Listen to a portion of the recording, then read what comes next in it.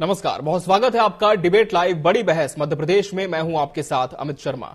मध्य प्रदेश में बीजेपी सरकार के अयोध्या दर्शन के बाद आज कांग्रेस नेता राहुल गांधी मध्य प्रदेश में महाकाल दर्शन व रोड शो के लिए पहुंचे।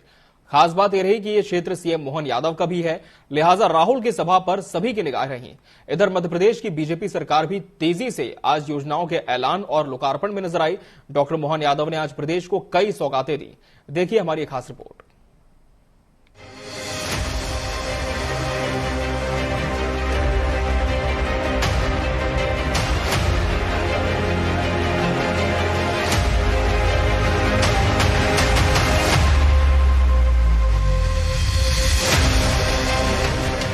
मध्य प्रदेश की बीजेपी सरकार तेजी से योजनाओं के ऐलान और लोकार्पण के काम में जुटी है।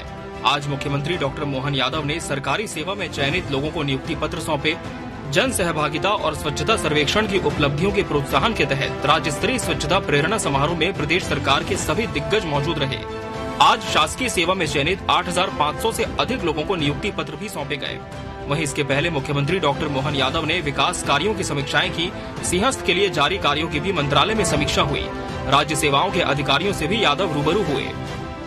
मुझे इस बात की प्रसन्नता है, पीएससी से चयनित विभिन्न प्रकार के अलग अलग विभागों के प्रशिक्षणार्थियों का प्रशिक्षण आज प्रशासनिक अकादमी में प्रारंभ हुआ है। मैंने सबको शुभकामना दी और लोकतंत्र में राजनेता निर्वाचित होकर के पार्लियामेंट में, विधानसभा में अपनी अपनी भूमिका अदा करते हैं, लेकिन प्रशासन उनके लागू किए गए सभी निर्णयों का क्रियान्वयन नीचे कराता है। और हमारा अपना मध्य प्रदेश का प्रशासन इसमें बहुत अच्छे ढंग से पूरे देश में विशेष सम्मान से देखा जाता है। ऐसे में भविष्य के अच्छे अधिकारी तैयार होने के इस शुभ अवसर पर मैंने सबको शुभकामना भी दी। आवश्यक जीवन में अच्छा बनने के साथ साथ मन में कई सारी उमड़ते घुमड़ते प्रश्नों के सही उत्तर ढूंढते हुए वो अपने आप का जीवन सफल करे, ये शुभकामना दी।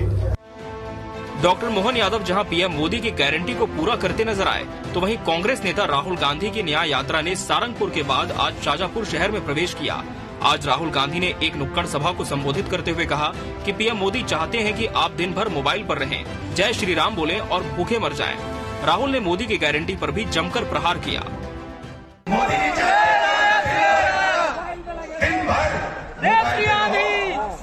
जय श्री राम बोलो और भूखे। बहरहाल आगामी लोकसभा चुनाव में दोनों दलों के बीच कड़ी टक्कर देखने को मिलेगी। चुनावी माहौल गरमाने लगा है और दोनों दल मतदाताओं को लुभाने के लिए हर संभव प्रयास कर रहे हैं। Bureau report, TV 24 news. तो सियासत, उपहार और प्रहार, आज इसी विषय पर हम चर्चा करेंगे, जिसके लिए हमारे साथ खास मेहमान भी जुड़ चुके हैं। सबसे पहले उनसे आपको मुखातिब कराते हैं।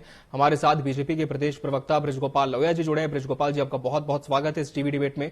कांग्रेस से डॉक्टर अनिल भारद्वाज जी पार्टी का पक्ष रखेंगे। डॉक्टर अनिल भारद्वाज जी, आपका भी बहुत बहुत स्वागत है। वरिष्ठ पत्रकार डॉक्टर भूपेंद्र सुलेरे जी भी इस डिबेट का हिस्सा है। भूपेंद्र जी, आपका भी बहुत बहुत स्वागत है। बृजगोपाल जी, निश्चित तौर पर लोकार्पण के काम हुए हैं, करोड़ों की सौगातें मिली है, प्रशिक्षण अकादमी में आज मुख्यमंत्री शामिल हुए, कई बड़ी बातें उन्होंने कही, लेकिन इस बीच राहुल गांधी के रोड शो पर भी सबकी निगाहें थी। न्याय यात्रा जो कि मध्य प्रदेश में 4 से 5 दिन पहले प्रवेश कर चुकी है।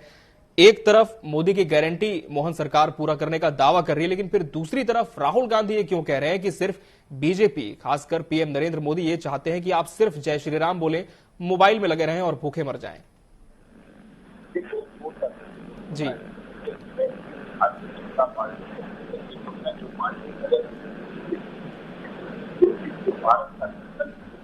सपना है भारतीय जनता पार्टी का, वहां उसके लिए काम कर रहे। दूसरे वो हैं जिन्होंने 65 वर्षों तक इस देश पर राज किया, परंतु इस देश के गांव, गरीब, मजदूर और किसान के कल्याण के लिए कभी कुछ नहीं किया। उन लोगों को हर चीज में केवल ये नजर आता है कि सत्ता के हकदार केवल वो हैं जो आज वंचित वर्ग था। कभी एक जमाने में कहा जाता था जब उन लोगों के पास सत्ता है तो वो न तो राहुल गांधी जी को पच रही है, न कांग्रेस पार्टी को पच रही है, क्योंकि जिन्होंने ये मान रखा था कि सत्ता एक परिवार की जागीर है, उनको ये बातें समझ नहीं आएंगी। और जो उन्होंने कहा है उसकी घोर निंदा करता हूं कि राम, जय श्री राम बोलो और भूखे मरो। आपको राहुल गांधी जी इस देश की संस्कृति और सम्मान, इस देश के चरित्र का कोई अता पता नहीं है। अरे राम का नाम लेने वाला तो वैसे ही कभी भूखा नहीं मरता, और जो रामद्रोही है वो कभी खुश रह नहीं सकते। उसी का तो परिणाम है कि 414 की कांग्रेस 44 के लिए संघर्ष कर रही है, और 2 सीटों वाली भारतीय जनता पार्टी 303 पर है और 400 का लक्ष्य तय कर रही है। ये राम के नाम का ही प्रताप है राहुल गांधी जी, जिसे आप कभी नहीं समझ पाएंगे। परंतु बड़ा ताज्जुब होता है आपकी बुद्धि पर कि आप स्वयं दिन भर मोबाइल चलाते हैं, उस रोड शो में मोबाइल चलाते हैं, मंच पर मोबाइल चलाते हैं, परंतु इस देश के बच्चे यदि मोबाइल पर कुछ अच्छा करते हैं तो आपको बड़ा कष्ट होता है। कष्ट इसलिए होता है कि वो आपकी जो बेहूदी बातें हैं वो उनको बातों को वो सर्कुलेट करता है वो युवा, तो आपको वो समझ नहीं आती, आपको वो आपत्तिजनक लगता है। मगर मेरा विनम्र आग्रह है, मध्य प्रदेश में शांति है, मध्य प्रदेश विकास की राह पर गति के साथ आगे बढ़ रहा है, उसे बढ़ने दें। आप तो जहां जहां से निकले हैं वहां कांग्रेस का सुपड़ा साफ हो गया है। ये रास्ता फिर मध्य प्रदेश में एक आपने नया बनाया है, यहाँ भी कांग्रेस का आने वाले समय में सुपड़ा साफ होने वाला। चलिए, डॉक्टर अनिल भारद्वाज जी, बीजेपी कह रही है कि आने वाले समय में भी मध्य प्रदेश में कांग्रेस का सुपड़ा साफ होगा, लेकिन जो बयान राहुल गांधी ने आज न्याय यात्रा के दौरान दिया कि मोबाइल चलाओ, भूखे मर जाओ, जय श्री राम बोलो, बस पीएम मोदी यही चाहते हैं, तो जय श्री राम का जिक्र क्या इसलिए भी आज हुआ क्योंकि कल पूरी मोहन कैबिनेट अयोध्या दर्शन के लिए पहुंची थी, सनातन को बल मिलने का दावा सीएम डॉक्टर मोहन यादव ने किया था, तो आपत्ति किस बात से है? अमित जी, मैं बताना चाहूंगा अपनी भाजपा के मित्र को भी जी, राहुल गांधी का जो बयान था, उनका बयान इस उद्देश्य को लेकर था जी, कि कोई भी सरकार आती है तो उसको रोजगार देना उसकी प्राथमिकता होती है। कोई भी सरकार आती है तो महिलाओं की और बहनों की सुरक्षा करना उसकी प्राथमिकता होती है। कोई भी सरकार आती है तो किसान, देश के जो किसान हैं, जो भारत की अर्थव्यवस्था को मजबूत करने का काम करते हैं। हमारा देश कृषि प्रधान है, तो उस देश के किसानों की आय को दोगुना करने या आय को बढ़ाने का काम वो सरकार करती है। राहुल गांधी का बयान इस उद्देश्य को लेकर था, लेकिन जब केंद्र की सरकार हो या मध्य प्रदेश की सरकार हो, जब इनसे महिलाओं और बहनों की सुरक्षा की बात की जाती है तो ये बोलते हैं जय श्री राम बोलिए। अगर इनसे किसानों की बात की जाती है तो ये बोलते हैं जय श्री राम बोलिए। अगर युवाओं को रोजगार देने की बात होती है तो ये बोलते हैं जय श्री राम बोलिए। मतलब मूल मुद्दों से भटकाने का काम किया जाता है, और राम की आड़ में सरकार की जो कमियां उनको छुपाने का प्रयास किया जाता है। राहुल गांधी जी का हमारा बयान इस संदर्भ को लेकर था। मैं आपको एक बात और कहूंगा, हमारे रामायण में एक चौपाई है, जी बिल्कुल, उसमें कहा गया कि कर्म प्रधान है, यानी कर्म प्रधान विश्वकर्मा का जो जस करे तस फल चाका। तो कर्म तो करना ही पड़ेगा। यदि आप राम का नाम ले रहे हैं, भूखे नहीं मरेंगे मैं मानता हूं, लेकिन आपको कर्म तो करना पड़ेगा। भगवान ने भी इस बात को कहा है। अगर हम कर्म के बिना केवल नाम लेने से यदि हमारी सारी व्यवस्थाएं चल जाएंगी तो आप बताइए क्या जरूरत है डॉक्टरों की? हम तो राम का नाम लेंगे और हम सही हो जाएंगे। क्या जरूरत है पर प्रधानमंत्री और मुख्यमंत्री की राम का नाम लेंगे, देश अपने आप चल जाएगा? लेकिन आपको कर्म करना पड़ेगा, व्यक्ति को जिम्मेदारी देनी पड़ेगी, उसकी समस्याओं का समाधान भी करना पड़ेगा। तो राहुल जी का बयान इस संदर्भ में लेकर था, कोई राम के विरोध में नहीं था। उनका मतलब सिर्फ ये है कि राम का नाम लो, कोई आपत्ति नहीं जी, भगवान सबके हैं। लेकिन डॉक्टर अनिल भारद्वाज जी, बीजेपी तो ये कह रही है कि न्याय यात्रा से भी कुछ फायदा इस बार नहीं होगा। जैसे पिछली बार भारत जोड़ो यात्रा आपने निकाली थी, तो क्या मानकर चल रहे हैं इस बार न्याय यात्रा कितनी सीटें मध्य प्रदेश में दिलवा देंगी कांग्रेस को?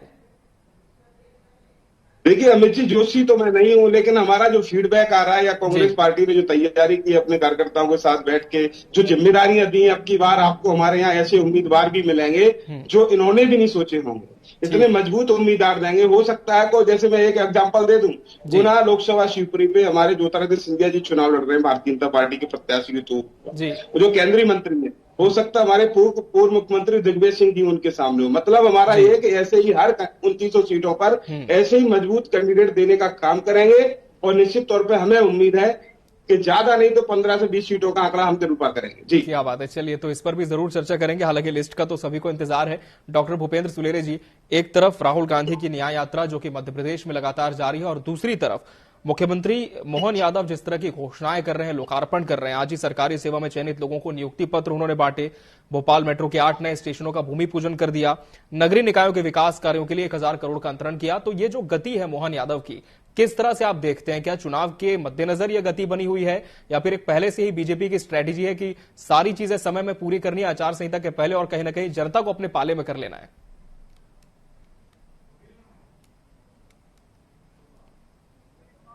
जी, 2024 का चुनाव है लोकसभा का जी। तो उसके तहत जो बीजेपी स्ट्रेटेजी है और दूसरी बात बीजेपी ने अंतिम पंक्ति के व्यक्ति को लाकर मुख्यमंत्री बनाया और उसको इसलिए मजबूत और करना है क्योंकि वो या तो जाते हैं और उनको लोकसभा चुनाव में जी तो संगठन प्रकार दोनों रूप से उनको मजबूत करने में लगी हुई। दूसरी बात ये चुनावी वर्ष के कारण घोषित होती है और निश्चित रूप से उनको विकास के दरों में जोड़ा जाता है तो प्रभावित किया जाता है। तो बीजेपी की ये खूबी है कि व्यक्ति को लाती है उसके प्रति संगठन पूर्णता बन जाती है। संगठन उसको स्थापित करने में और उसके मुख्य धारा में जोड़ने के लिए एक हो लेकिन वो है जी संगठनात्मक अभी उन्होंने राम दीक्षिता वाली जो बातें थी जी रोज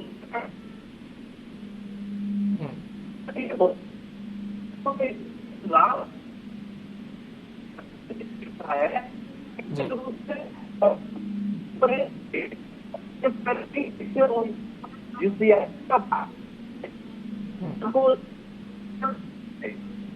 जी भूपेंद्र जी माफ कीजिए, आपकी आवाज स्पष्ट नहीं पहुंच पा रही हम तक। एक बार फिर से आपसे हम जुड़ने की कोशिश करेंगे। तब तक मैं बृजगोपाल लोहिया जी का रुख कर लेता हूं। बृजगोपाल जी, डॉक्टर अनिल भारद्वाज जी ने एक बात कही, राहुल गांधी जी का जो बयान था वो दूसरे संदर्भ में था, साथ ही जय श्री राम की जो बात है, उनका कहना है कि बीजेपी हर मसले में यही जवाब देती है, जय श्री राम, चाहे आप महंगाई की बात करें, बेरोजगारी की बात करें।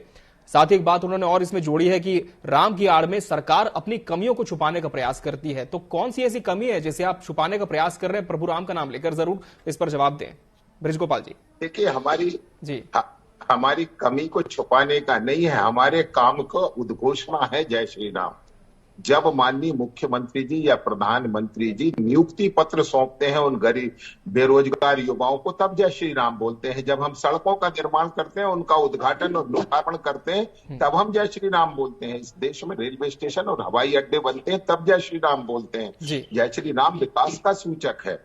दूसरी बात, अभी मेरे कांग्रेस के मित्र एक चौपाई कह रहे थे कि कर्म प्रधान विश्व करी राखा। मित्र, इसके आगे एक और है कि कोई नहीं सुख दुख कर दाता, निज कृत कर्म भोग सब भ्राता। जिनके जैसे कर्म है उनको वैसा भोग करना है। और एक बात को और याद रखिए कि आपके नेता माननीय राहुल गांधी जी को ना तो संदर्भ मालूम है, ना विषय मालूम है, और ना उन्हें ये मालूम है कि उन्हें कहना क्या है। मुझे लगता है कि आप लोगों की कैसी मजबूरी होती होगी कि जो विषय आपको भी नहीं मालूम है उसको आपको डिफेंड करना रहता है।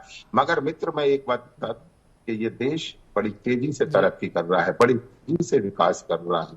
इस देश में हर तरफ इसकी अर्थव्यवस्था बढ़ रही है, इसका इंफ्रास्ट्रक्चर बढ़ रहा है। सारी चीजें जिस गति से बढ़ रही हैं वो न तो आपको पसंद आ रही है, न राहुल गांधी जी को पसंद आ रही है, न उस परिवार को पसंद आ रही है जिन्होंने इस देश की करोड़ों जनता को पीढ़ियों तक उसके गर्त में रखा, गरीबी के गर्त में रखा, अशिक्षा के गर्त में रखा, अंधकार में रखा। ना तो उन्हें सुविधाएं थी, ना उन्हें शिक्षा थी, ना उनके पास भोजन का प्रबंध था, न रोजगार के साधन थे।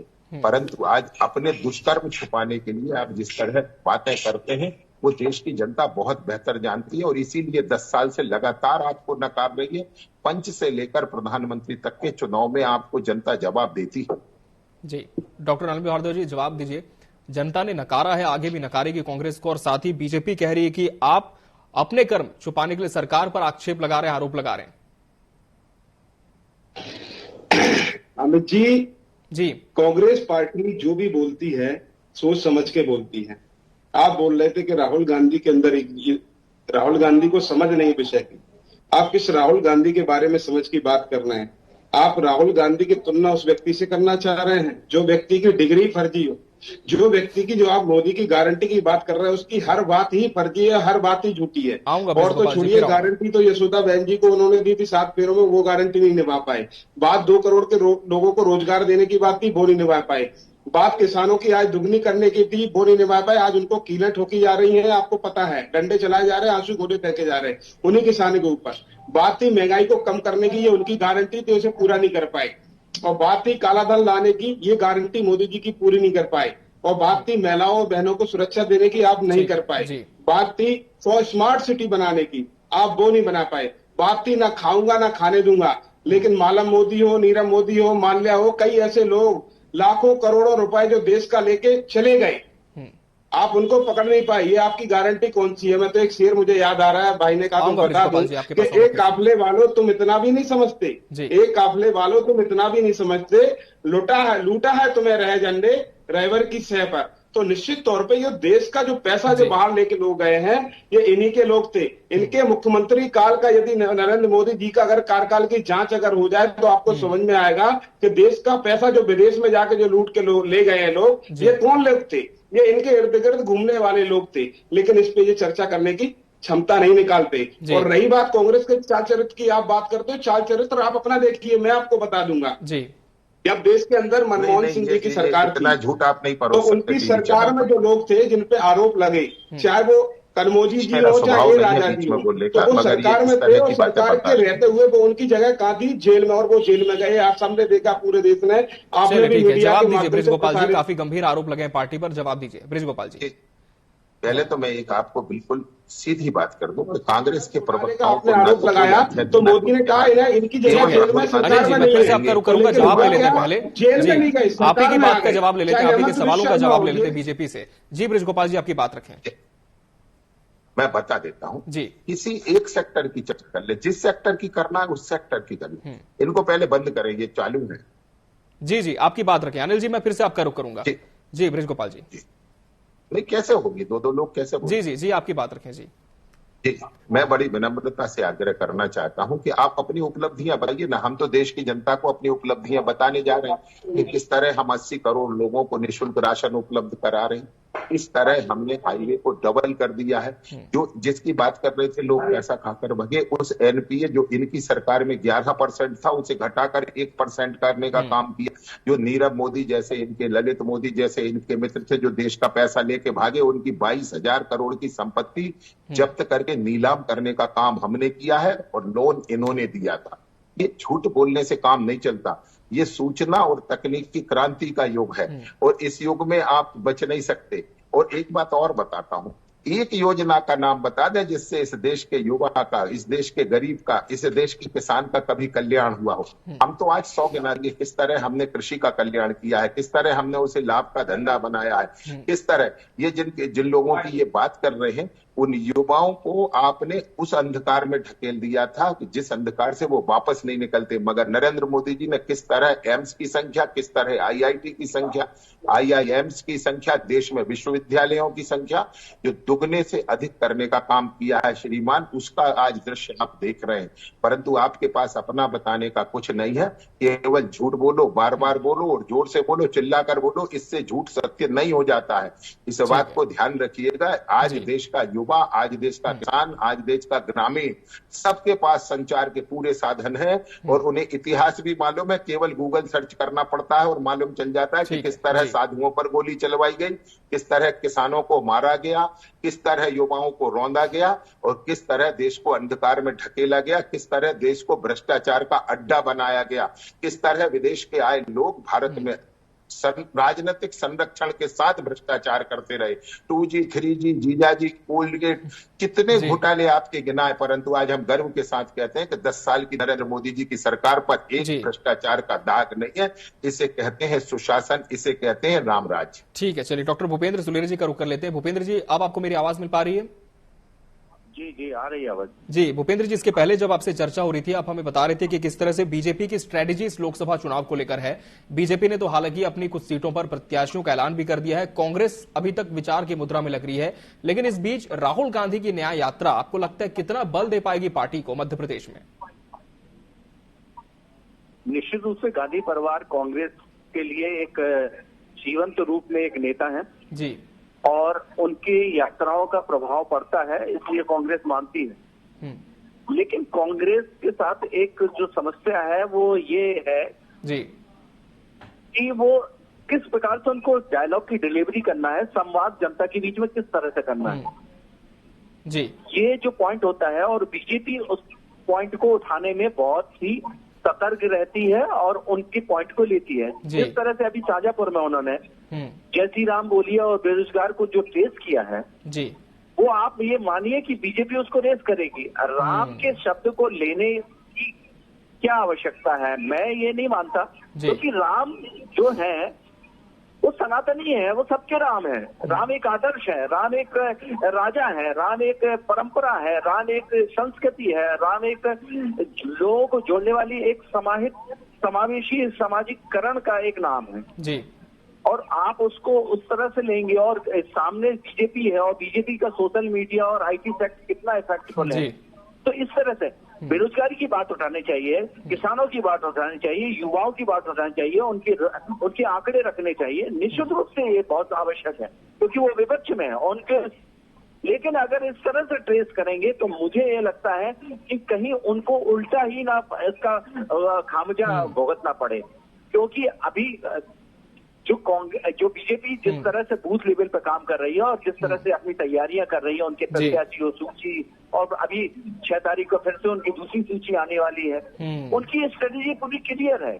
कांग्रेस की 10 तारीख को सूची आने वाली है, तो इस तरह से उनके पास और इनके में ये बहुत बड़ा अंतर है। और इस समावेशी के रूप में काम करने के लिए, और सत्ता से आप लगातार दूर हैं, और उस तरह से अपने कार्यकर्ताओं को एकजुट रखना, अपने उम्मीदवारों का निष्पक्ष और लोकप्रिय उम्मीदवारों का चयन करना, ये सारी बहुत सी बाधाएं हैं जी। और ये राष्ट्रीय नेताओं की जो रैलियां होती हैं, जो उनकी यात्राएं होती हैं, उससे जनता में के बीच में एक संदेश देने की और अपने कार्यकर्ताओं को एक ऊर्जा देने की एक परंपरा बनती है, जिससे कार्यकर्ता आपके प्रति जागरूक होता है जी। और आपके विचारधाराओं को वोटर के प्रति ले जाने के लिए कार्य करता है। लेकिन अगर इस तरह से डाइल्यूट होगा, और अभी तो मैं ये देख रहा हूँ लगातार हर दिन कोई ना कोई कार्यकर्ता इनका कांग्रेस का बीजेपी में समावेश हो रहा है, तो ये सब चीजें जो है, इन चीजों से इनके जो स्ट्रेटेजी बनाते हैं या इनको जो भाषण देते हैं, तो ये इसका भारत का मर्म समझें, और भारत के जो राम बिल्कुल इसी पर मैं जवाब ले लेता हूँ डॉक्टर अनिल भारद्वाज जी। जैसा कि डॉक्टर भूपेंद्र सुलेरी जी कह रहे हैं कि जनता को कहना तो बहुत कुछ चाहते हैं आपके शीर्ष नेतृत्व करता, लेकिन कभी कभी संवाद स्थापित करने में जो शब्दों का चयन है वो थोड़ा सा उलट पड़ जाता है कांग्रेस में, तो क्या ऐसी स्थिति है? देखिए अमित जी, मैंने आपको फिर कहा कि रावण जी का जो जय श्री राम के संबंध में जो नारा था, उसका उन्होंने सिर्फ एक ही प्रकार से इसको बात कहा था कि वास्तविक मुद्दों को दूर करके केवल आप राम के नाम से अपनी कमियों को अगर दबाना चाह रहे हैं तो ये चीज नहीं होगा।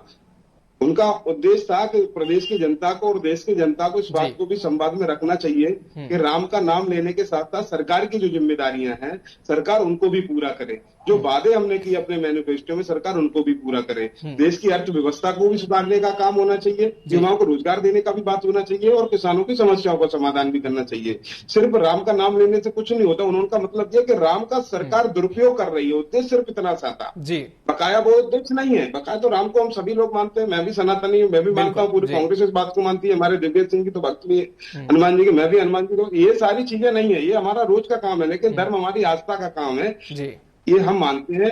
लेकिन हमारी आत्मा है वो अपनी जगह है, लेकिन हमारी जो जिम्मेदारी है हम उनसे दूर नहीं जा सकते धर्म के नाम पर जी।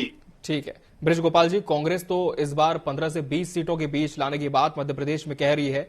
पिछली बार आपने 28 लाई थी, तो क्या लगता है इस बार 29 की 29 फतह कर पाएगी बीजेपी? कांग्रेस के मित्र को, कांग्रेस को 15 से 20 कुल उम्मीदवार मिल जी, बहुत बड़ी बात है। कांग्रेस के पास उम्मीदवार नहीं है, उनका कोई नेता चुनाव लड़ने राजी नहीं। वो तो कह रहे हैं कि दिग्गजों की लाइन है, बस ऐलान करना बाकी है। खेल होता है, हर आदमी दूसरे के ऊपर खो करके भाग जाता है। इस तरह भागने का क्रम चल रहा है। आपके पास ना कोई उम्मीदवार है, ना कोई नेता है, ना कोई नीति है, ना कोई नियत है। इस परिस्थिति में कांग्रेस की संभावनाएं शून्य है। आप देख रहे हैं कि एक बची खुची सीट थी छिंदवाड़ा की, उसे बचाने के लिए कमलनाथ जी प्रयत्न कर रहे हैं। वहां जाकर कह रहे हैं कि रखना हो तो रख लो, आप कहोगे तो चला जाऊंगा। इस तरह इमोशनल कार्ड खेल रहे हैं। आज उस सीट पर संकट है और भारतीय जनता पार्टी पूरी 29 सीट मध्य प्रदेश में जीत रही है। 2014 में हमने 27 जीती थी, 2019 में हमने 28 जीती थी, और 2024 में हम पूरी 29 सीटें जीतने जा रहे हैं। और ये केवल हम अहंकार से नहीं कह रहे हैं, ये जनता का विश्वास है। हमें अपने जो मध्य प्रदेश में गरीब कल्याण के लिए काम हुए हैं, जो मध्य प्रदेश का विकास हुआ है, उसके आधार पर हम ये कह पा रहे हैं कि हम मध्य प्रदेश में क्लीन स्वीप कर रहे हैं।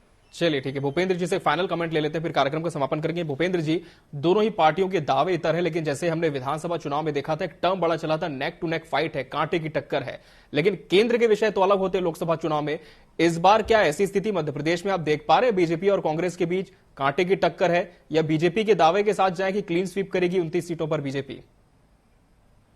देखिए, मध्य प्रदेश में तो सिर्फ दो ही पार्टियां हैं, कांग्रेस और बीजेपी, और तीसरी कोई पार्टी नहीं है। निश्चित रूप से विपक्ष में कांग्रेस ही रहेगी, लेकिन जिस तरह से वैश्विक नेता के रूप में मोदी जी उभरे हैं, और मोदी जी के अभी जो विधानसभा के चुनाव में जिस तरह से कांग्रेस लीड कर रही थी, लेकिन मोदी जी ने जनसभाएं करके, अमित शाह जी ने जनसभाएं, शिवराज जी ने 163 जनसभाएं करके, उन्होंने 32 जनसभाएं करके जो जनता का मन और अपनी गारंटी की जो योजना उन्होंने बताई, और जो मन का जनता का मर्म उन्होंने समझा, और उससे देखिए आप, चाहे मालवा हो, चाहे बुंदेलखंड हो, चाहे आपका मध्य भारत हो, चाहे आपका चंबल हो, सारी विधानसभाओं में एक तरफा उन्होंने जीत की थी। तो इस तरह से उनकी स्ट्रेटेजी लोकसभा में भी उसी तरह से है, और निश्चित रूप से आने वाले चुनाव में हमें ये तो नहीं लग रहा है, लेकिन अभी जो कैंडिडेट, जब कांग्रेस अपने कैंडिडेट को घोषणा करेगी, उस हिसाब से व्यूह रचना के बारे में हम कुछ बोल पाएंगे, लेकिन अभी तो पलड़ा भारी बीजेपी का है, इसमें कोई मत नहीं। चलिए, तो समय हमारे पास इतना ही था चर्चा के लिए। आप तीनों मेहमानों का बहुत बहुत धन्यवाद हमसे इस डिबेट में जुड़ने के लिए, इसका हिस्सा बनने के लिए। इसी के साथ डिबेट लाइव बड़ी बहस मध्य प्रदेश में आज के लिए फिलहाल इतना ही। मुझे और मेरी टीम को दीजिए इजाजत। नमस्कार।